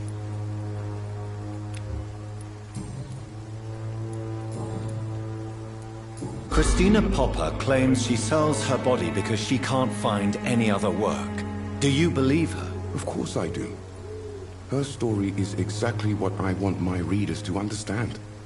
We live in an intolerant and divided nation. Do you think things will ever change, Mr. Darby? I believe the situation can only improve. And now that women can vote, I'm convinced things will change. Goodbye, Mr. Darby. Farewell.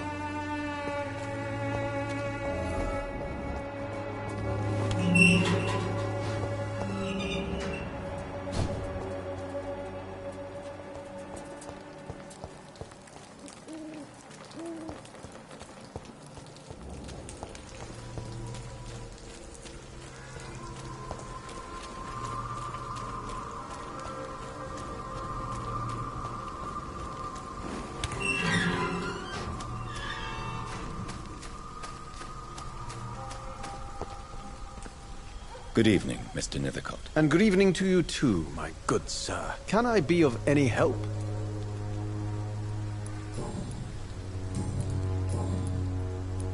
You don't really make a living from your scribblings, do you, Richard? No, sir, I don't. I work so hard. I put all my time, my energy, my devotion into the precise carving of words.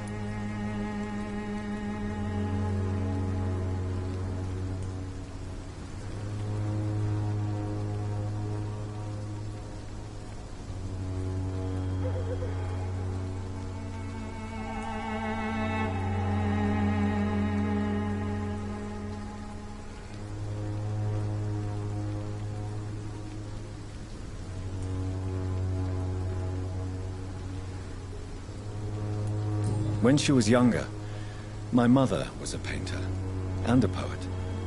She told me many times how poor her artist friends were, and how she helped them. My parents pay for my rent, my food, and my clothes. All I have to give them in return is lies they do not believe. You seem embarrassed. Someday I hope to proudly offer my first publication to my parents. Until that day, I'll remain the failure of a son they have to support. Did you know the Mute Florist is a member of a secret society? No, I didn't. But I thank you for this information, sir. For it only enriches the mystery surrounding the precious camellia. Are you not curious? Is there not more you wish to know? That girl has not an ounce of malice in her. Whatever she may be hiding, it's certain to be for the benefit of most, if not all. I fear you are a hopeless romantic, Mr. Nethercott. Guilty as charged, Dr. Reed.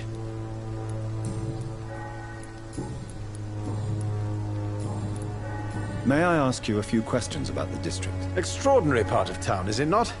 I'll be glad to help you, if I can. What can you tell me about an old man called Darius? Darius Petrescu? Yes, I know him.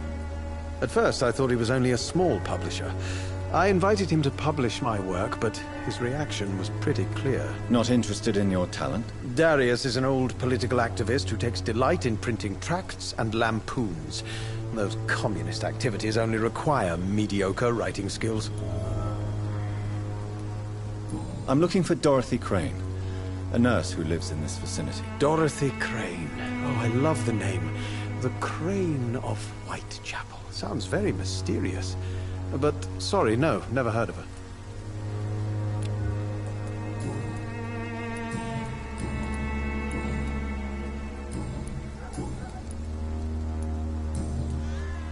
I'll leave you alone, sir.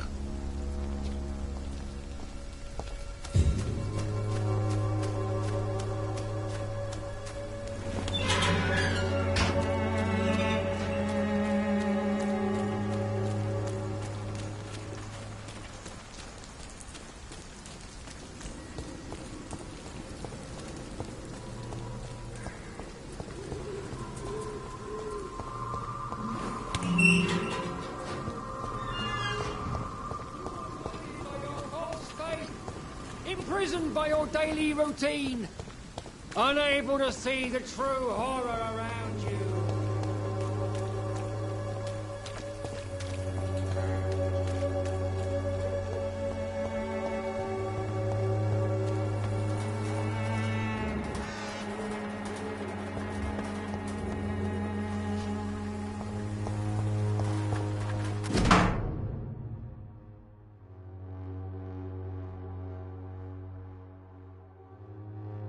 The content of Darius' letter to his children could give me more leverage to enter. Darius is a bit less of a mystery now. It should not be that difficult to incite him to let me in. I'm cheap and I'm clean, I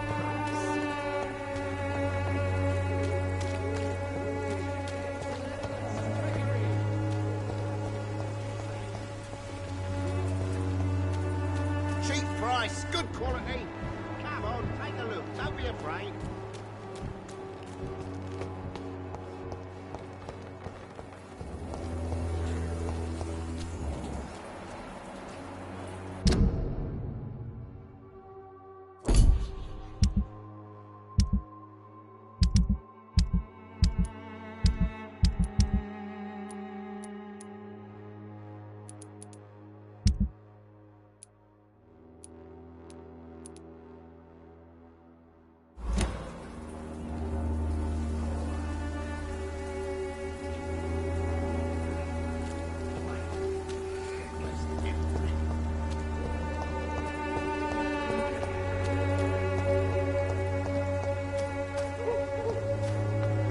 Its effectiveness has been proven by men.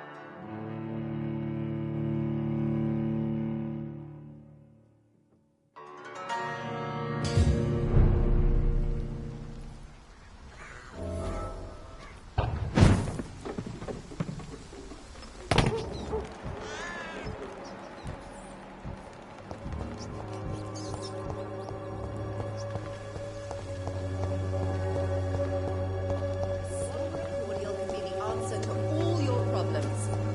As long as you have... Good evening, my dear colleague. I'd like to see what kind of medicine you're selling.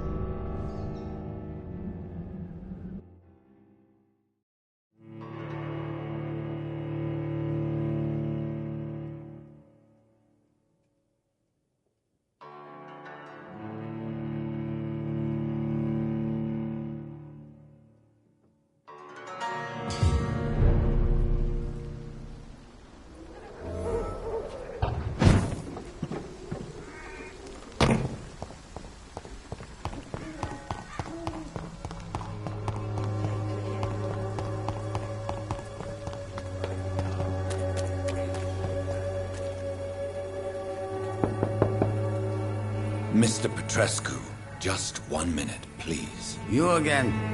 Go away. Sir, wait. Stop this nonsense. I know Nurse Crane is here. Shall we speak man to man, you and I? All right. Speak up. Don't you see we're on the same side? We fight to help the poor, sick, and abandoned. I'm nothing like you, Mr. Doctor. Yes, you are. You too believe in providing medical care without charge. You know what we have to sacrifice to make the world a better place. I have to admit your words have conviction. All right, I'll let you see Dorothea. Don't make me regret this, though.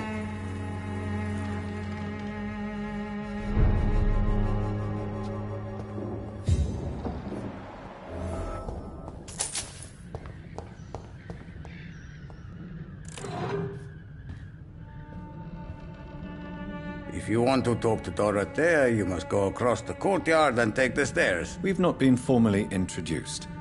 May I ask your name and occupation, sir? I am Darius Petrescu. I'm here to keep snitches and spies away from Dorothea. And I also run this little print shop. So Dorothy's real name is not Crane? Like myself and many people in this area. Dorothea is from occupied Romania. That's all you need to know. She seems important to the community. More than you can imagine. The West End does not want to hear of Whitechapel's misery. Dorothea is one of the few doing something about it. Tell me everything you know about Camellia, the mute florist. I do not believe in the afterlife, Doctor, but I'm almost convinced Camellia is an angel. She volunteered to give out our medical leaflets. Are you not worried for her safety? She is as brave as she is tough, and clever, too. If only I had met her when I was younger. Are you in love with Camellia, Mr. Petrescu? Don't be stupid. If I had met her when I was younger, we could have won our revolution. Who is she, really? Do you know where she's from? She's not from around here, that's all we know. Camellia is not even her name. It's her favorite flower. You say she has no close family? Well, there's that awful poet who constantly follows her around like a lost puppy. A good man for sure, but a very poor writer.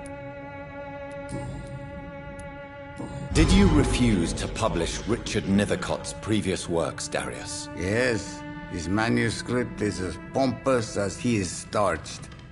Now there's a man who loves the sound of his own voice. You could have told him so. As a great writer recently said, politeness is the most acceptable hypocrisy. Tell me everything you know about Camellia, the mute florist. I do not believe in the after.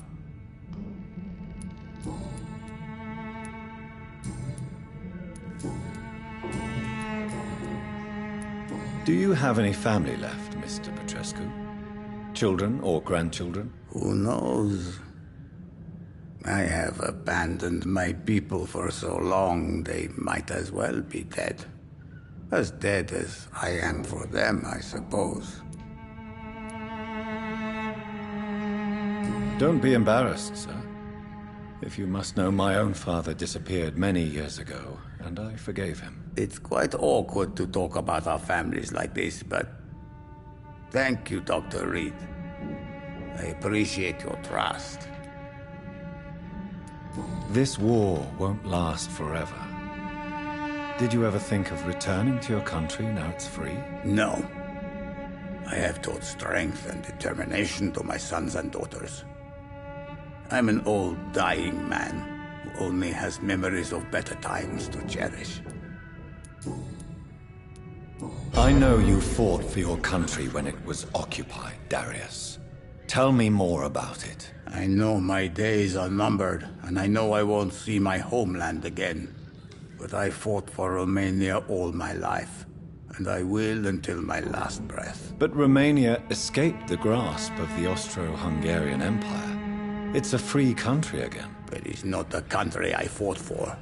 My homeland is not appeased, Doctor. but I still see a dark future ahead for my people.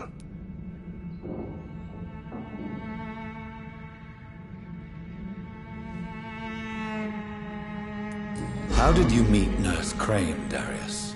Why does she trust you? I'm her oldest friend in England.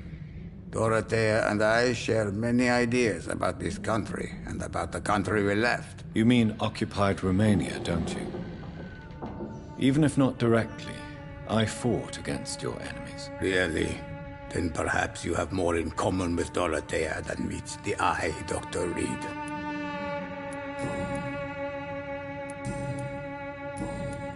Do you need some help, Mr. Petrescu? I am very tired, but that is all. I don't need you, Doctor. Well, I think you do. Take this, and you'll feel better. Free drugs from an English doctor? It must be my lucky day.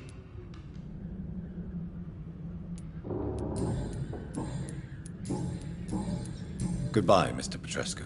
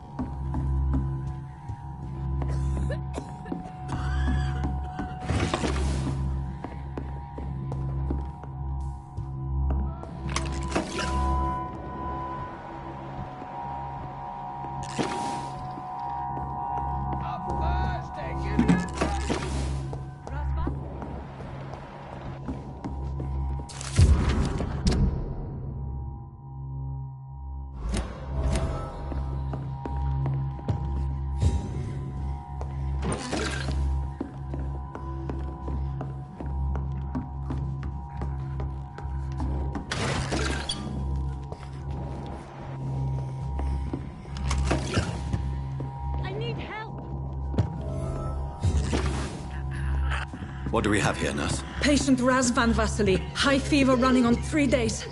Complaints of dizziness, muscle aches, and head pain. Diagnosed with influenza. Treatment?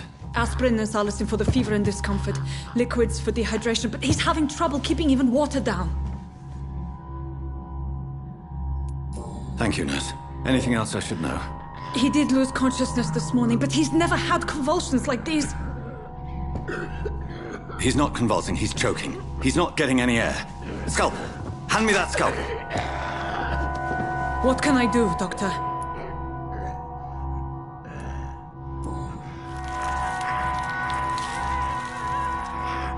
I need to perform a tracheostomy. Short pipe. That rubber tube will do. We're going to cut a passage for air through the neck. Yes, Doctor. He's breathing again, but he's coughing up blood. Internal hemorrhaging. I need to make another incision into the chest cavity to drain the fluids from the lung. Prepare another tube. A thoracostomy? Doctor, we've nothing to fight the infection. We need an aseptic environment. Right then, Nurse Crane. What do you suggest we do? I've no idea. I'm not the doctor. Time is of the essence. We need to perform a thoracic drain. Yes, Doctor.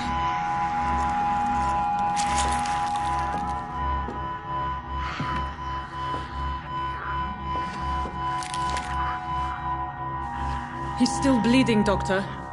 I'm losing his pulse. The drain must have punctured the intercostal artery. There's too much blood. Are you all right, Doctor? I can't see.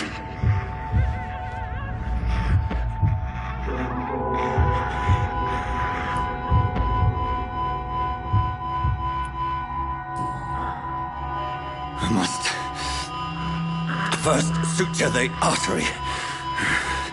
Find the wound.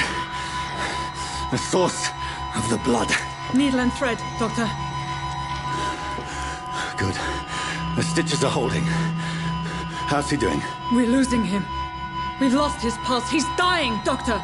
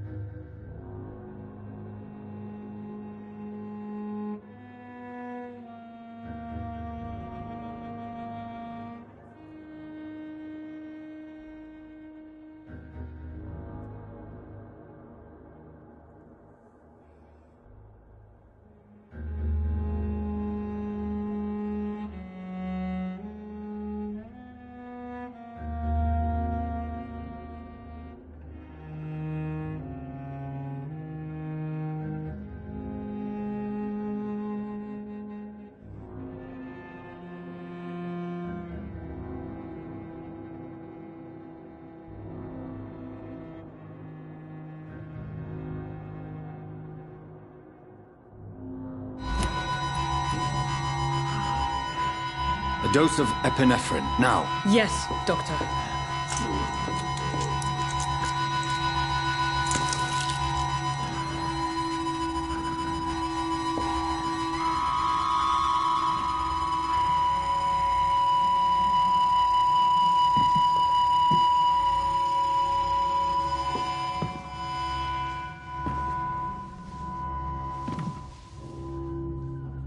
We've lost the pulse. He's gone, Doctor. Nurse, we did everything we could. Truly? Everything you could. Is that how you'll report this in your log? Is this how the war went? Piling up one poor corpse beside the next? This was not an influenza-induced seizure. I've never seen symptoms like these on the continent. Neither have I. But the previous symptoms leading up to this attack were the same, indistinguishable from the epidemic. No. There was something more vile in these reactions. Something primitive. There have been numerous reports of mental breakdowns caused by the fever that accompanies the flu itself, Doctor. Yes, but... I'd best take some samples of the blood for analysis.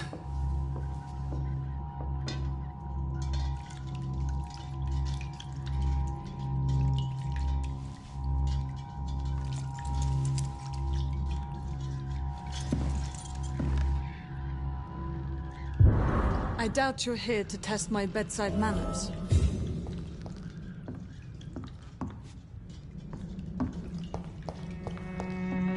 To what do I owe? It's locked, all right. I suspect it was more than intuition alone that led you to us. So, how might I be of service, Dr. Reed?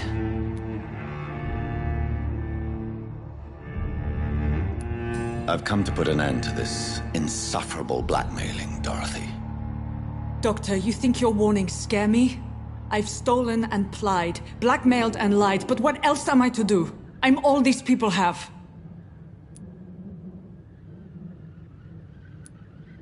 But why Lady Ashbury?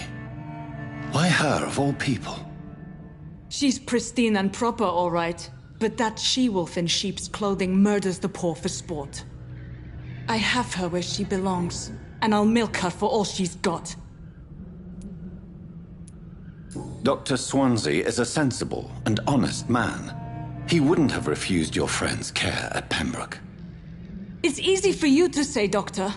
These people cannot go to the police, nor to the hospital. They don't even speak English. They depend on me for everything. So, the end justifies the means. Is that your defense? I know you're kind, Doctor. Just another fine-heeled, silver-spooned gentleman who was given the world on a platter. You know nothing of poverty. Nothing of the shame, the hunger, the loneliness. You've convinced me of the sincerity of your actions and their noble justifications. But all the same, blackmail is a crime, and it will stop, Nurse Crane. So, are you going to turn me over to the authorities?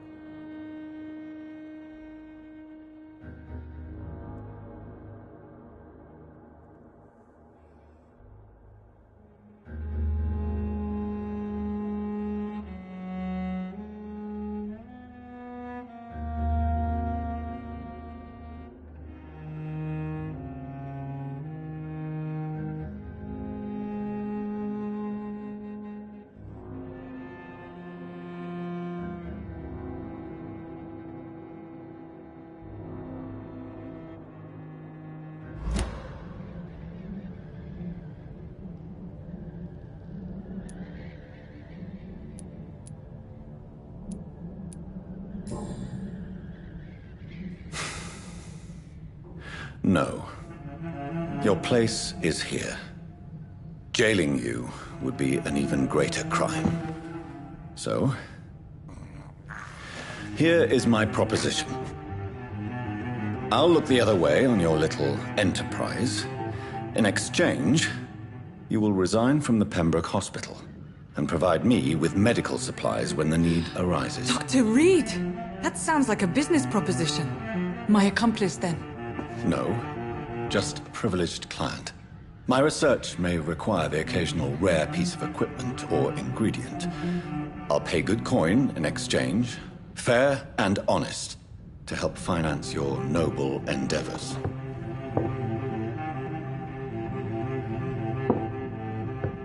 We have ourselves a deal, Doctor. Good customers are always welcome. Yes, Nurse Crane. We have a deal.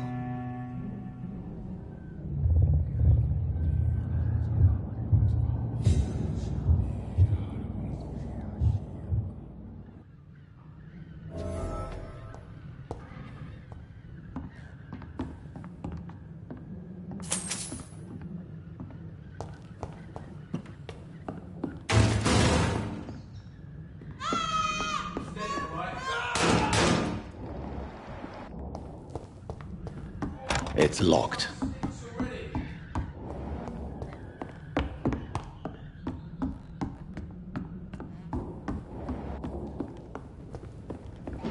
It's a leech!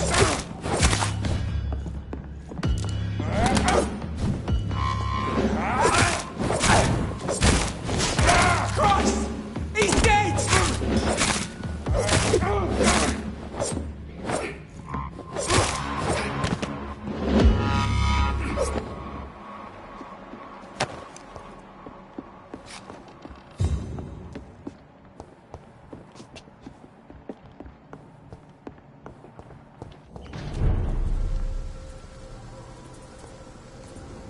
Steady, boys, we've got one!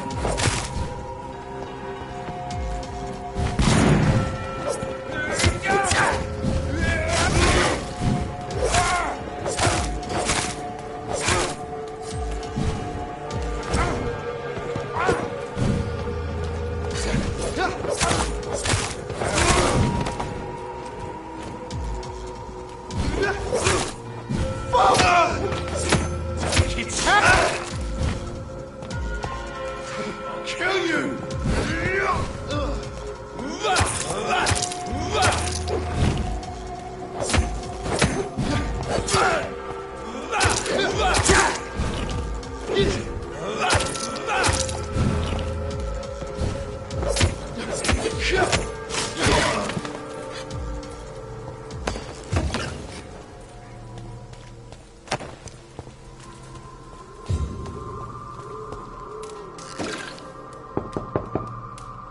Hello, Mr. Petrescu. Hello, Dr. Reed.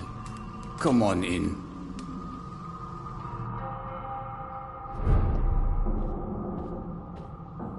Yes? Goodbye, Mr. Petrescu.